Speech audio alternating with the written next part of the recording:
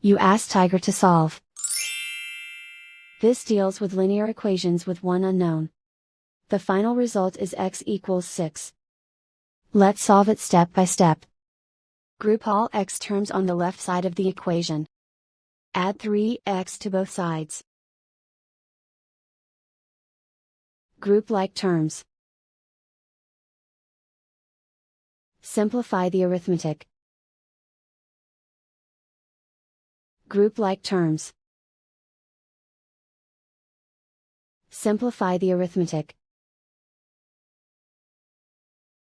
Group all constants on the right side of the equation. Add 20 to both sides.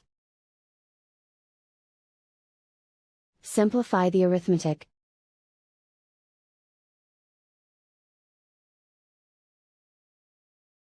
Isolate the x. Divide both sides by 4. Simplify the fraction. Find the greatest common factor of the numerator and denominator. Factor out and cancel the greatest common factor.